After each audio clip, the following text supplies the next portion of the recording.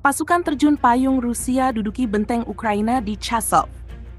Chasov Yar, ketegangan di front timur Ukraina kembali memanas setelah pasukan terjun payung Rusia dari kelompok Yaroslavl berhasil menduduki dan membersihkan sebuah benteng pertahanan milik Angkatan Bersenjata Ukraina di wilayah Chasov Yar.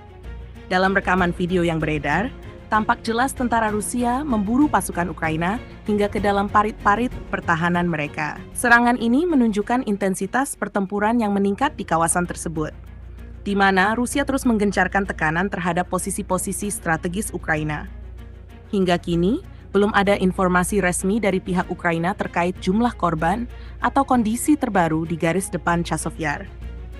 Namun, laporan dari lapangan menegaskan bahwa pertempuran berlangsung sengit dan berdampak signifikan terhadap posisi pertahanan Ukraina di wilayah tersebut.